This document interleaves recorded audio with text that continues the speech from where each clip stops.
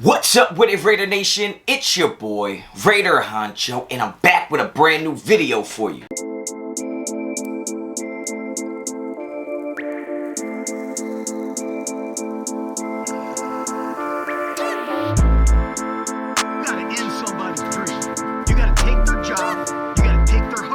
What's up, my peoples, man? What's good?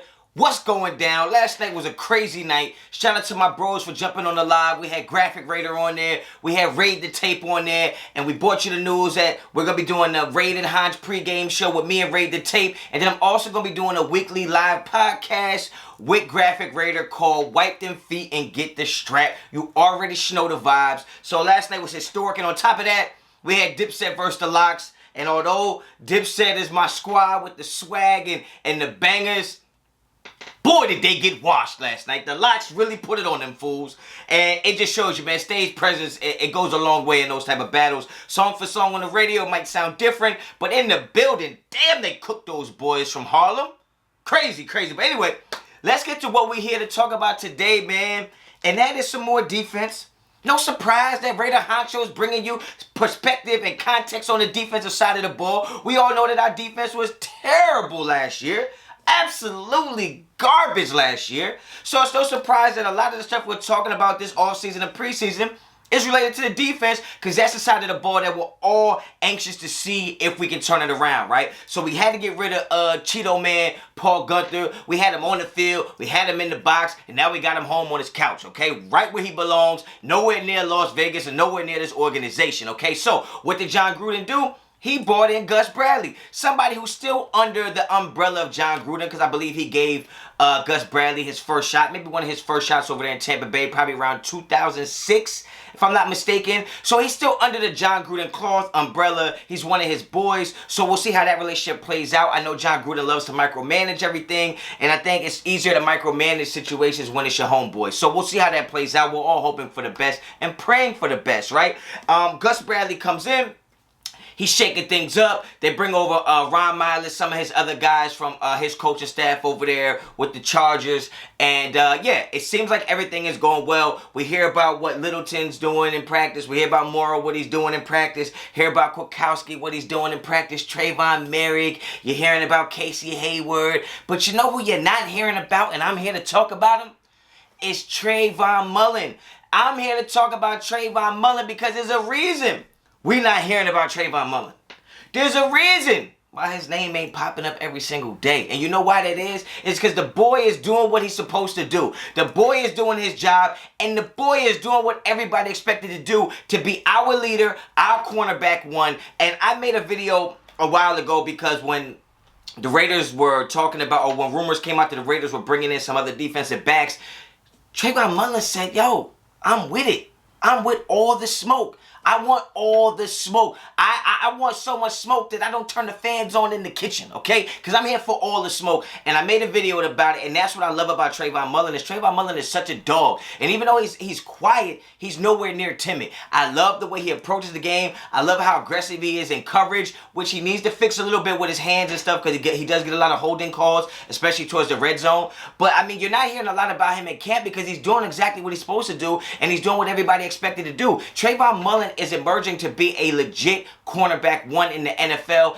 And you know what's crazy to me is I know that when the rankings came out, PFF did some rankings, and Casey Hayward was ranked the 32nd best cornerback in the NFL. Trayvon Mullen's not even on that list. I do believe that Madden also has Casey Hayward ranked or rated higher than Trayvon Mullen. I don't care. I don't care nothing about that. I really don't, because at the end of the day, Trayvon Mullen possesses everything you need to possess to be a starting cornerback and to be a dominant starting cornerback in the NFL. He just needs more time on task, okay? Which means he was thrown into the fire early. You gotta expect those guys to make mistakes, and that's just what it comes down to. That's just what it comes down to. You see professionals at any level, we just see the end result. We don't see the steps it took them to get there, okay? When you have a guy like Trayvon Mullen or even a Damon Arnett or Henry Ruggs, those guys are thrown in the fire so early that we get to see every single mistake, and we start to build up our own perception of what these guys are, and we really don't take the time to realize, yo, we're just watching the the progress. We're watching starting from the bottom. Like we go buy a house, we don't really see the house when it was just a pile of dirt or a hole in the dirt. We see the finished product. And I think when it comes to players in the NFL, players in any sport, and they get thrown into the fire so early, you have to give them a learning curve. You have to judge them on that curve. And Trayvon Mullen made a lot of mistakes early when he was brought in and he was thrown into the fire. And I've always said that Trayvon Mullen is probably best case scenario